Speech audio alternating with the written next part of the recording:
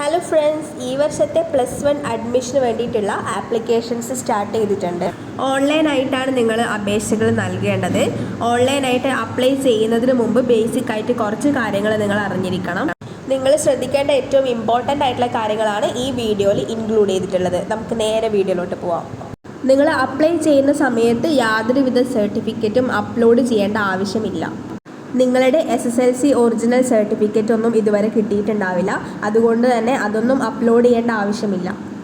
നിങ്ങൾക്ക് കിട്ടിയിട്ടുള്ള ഗ്രേഡ് കറക്റ്റായിട്ട് എൻ്റർ ചെയ്ത് കൊടുത്താൽ മാത്രം മതി.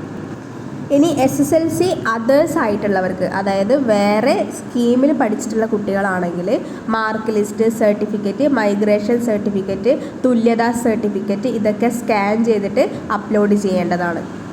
അതുപോലെ തന്നെ ഫിസിക്കലി ചാലഞ്ചഡ് ആയിട്ടുള്ള കുട്ടികളാണെങ്കിൽ വിഭിന്നശേഷി വിഭാഗത്തിൽ പ്രത്യേക പരിഗണനയ്ക്ക് വേണ്ടിയിട്ട് മെഡിക്കൽ ബോർഡ് സർട്ടിഫിക്കറ്റിൻ്റെ സ്കാൻ ചെയ്ത കോപ്പി അപ്ലോഡ് ചെയ്യേണ്ടതാണ്. നിങ്ങൾക്ക് സ്വന്തമായിട്ട് തന്നെ ആപ്ലിക്കേഷൻസ് നൽകാവുന്നതാണ്. പക്ഷേ അലോട്ട്മെൻറ്റ് ലഭിക്കുന്നതിനായിട്ട് എന്തെങ്കിലും ഡീറ്റെയിൽസ് തെറ്റായിട്ടാണ് കൊടുത്തിട്ടുള്ളതെങ്കിൽ നിങ്ങളുടെ അഡ്മിഷൻ ക്യാൻസൽ ചെയ്യപ്പെടുന്നതാണ്. അപ്പോൾ അതുകൊണ്ട് തന്നെ വളരെ കറക്റ്റായിട്ട് വേണം ഡീറ്റെയിൽസ് എൻ്റർ ചെയ്യാൻ. അപ്ലൈ ചെയ്യുന്ന സമയത്ത് നിങ്ങൾക്കൊരു ആപ്ലിക്കേഷൻ നമ്പർ ലഭിക്കുന്നതാണ്.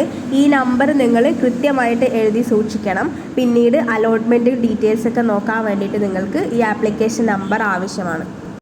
അതുപോലെ തന്നെ അപ്ലൈ ചെയ്യുന്ന സമയത്ത് നിങ്ങളുടെ മൊബൈൽ നമ്പർ എൻ്റർ ചെയ്യാനായിട്ടുണ്ട്. നിങ്ങളുടെയോ അല്ലെങ്കിൽ നിങ്ങളുടെ പാരൻസിൻ്റെയോ മൊബൈൽ നമ്പർ മാത്രം കൊടുക്കാൻ വേണ്ടി ശ്രദ്ധിക്കുക. കാരണം ഈ നമ്പറിലേക്ക് ഒരു OTP വരുന്നതാണ്. ഈ OTP നിങ്ങൾക്ക് എൻ്റർ ചെയ്യേണ്ടതായിട്ടുണ്ട്. പിന്നെ ആപ്ലിക്കേഷൻ സ്റ്റാർട്ട് ചെയ്യുന്നതിന് മുൻപ് തന്നെ നിങ്ങൾ പ്രോസ്പെക്ടസ് ചെക്ക് ചെയ്ത ശേഷം നിങ്ങൾക്ക് ഏറ്റവും ഇൻട്രസ്റ്റ് ഉള്ള സ്കൂളും അതുപോലെ തന്നെ വിഷയവും അതിൻ്റെ രണ്ടിൻ്റെയും കോഡ് എഴുതി വെക്കുക. അങ്ങനെയാണെങ്കിൽ നിങ്ങൾക്ക് സെലക്ട് ചെയ്യുന്ന സമയത്ത് അത് ഈസി ആയിരിക്കും.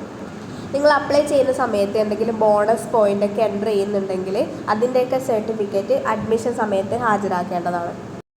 അതുപോലെ തന്നെ അപ്ലൈ ചെയ്യുന്ന സമയത്ത് SSLC സർട്ടിഫിക്കറ്റ് കയ്യിൽ കരുതുക. നിങ്ങളുടെ സ്കീം, രജിസ്റ്റർ നമ്പർ, പരീക്ഷ എഴുതിയ വർഷം, മാസം ഇതിൻ്റെയൊക്കെ ഡീറ്റെയിൽസ് കൊടുക്കാനുണ്ട്. നിങ്ങളുടെ SSLC സർട്ടിഫിക്കറ്റിൽ ഈ ഡീറ്റെയിൽസ് ഒക്കെ ഉണ്ടാവും. പിന്നെ അലോട്ട്മെൻറ്റ് വരുന്നതൊക്കെ നിങ്ങൾ തന്നെ വെബ്സൈറ്റിൽ കയറി ചെക്ക് ചെയ്യേണ്ടതാണ്. പേഴ്സണൽ മെസ്സേജുകളൊന്നും വരുന്നതല്ല. നിങ്ങൾ തന്നെ ഇടയ്ക്കിടയ്ക്ക് അത് ചെക്ക് ചെയ്ത് ഉറപ്പ് വരുത്തേണ്ടതാണ്.